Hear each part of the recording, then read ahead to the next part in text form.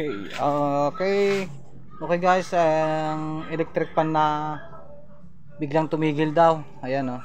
Try nating pandarin. Plug natin. Yan, ipa-plug lang. Iyon oh. Plug na. Yan oh. Nag-overheat.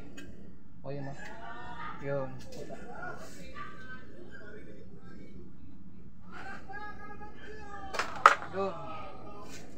Yun, nag-overheat. Okay, nag-overheat siya.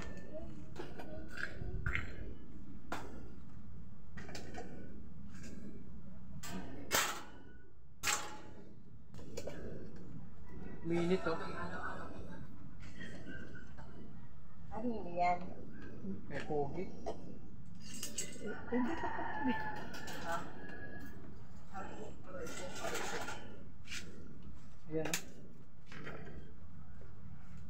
Bakang bago pa, ano?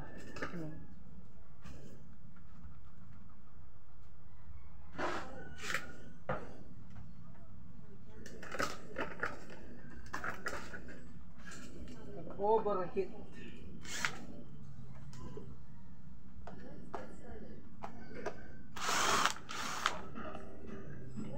Okay. Nakita na guys. Ito oh, tignan nyo naman ang itsura niyan oh. Parang hindi yan mag-stack up, mag-iinit. Puros alikabok na. Ayan oh. Pangitang-pangita na. Tapos ito pa oh. Ayan oh, umuuga-uga na. Pag ganyan, wala na yan. Kaya sa mga ganitong pagkakataon guys, ang mga electric fan natin dapat yung tag-init. Kailangan din yan ng konting linis.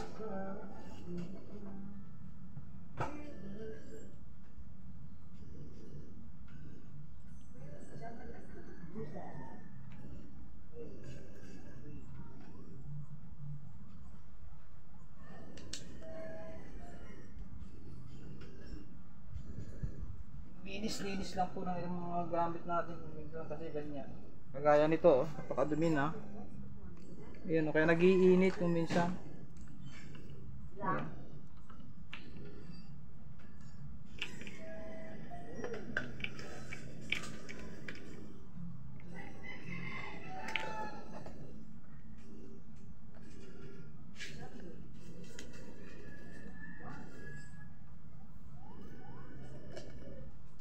Doon.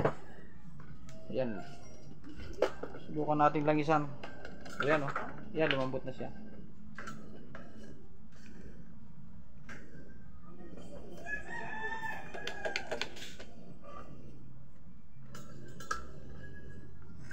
Ayan. Ikot na siya guys. Kaya lang maingay.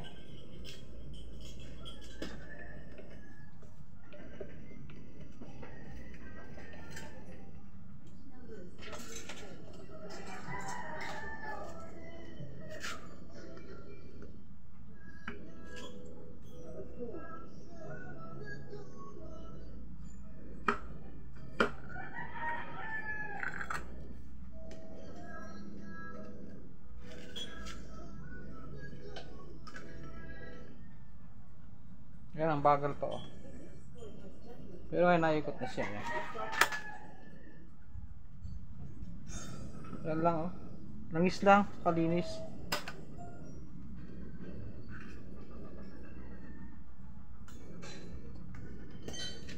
Oh, okay na siya guys.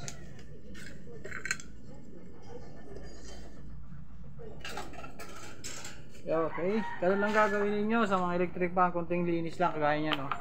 Lilinisan nyo rin yan kapag paga. Kaya ang init na, wala na rin mahigop na hangin na maayos yan pag ganyan. Okay, salamat!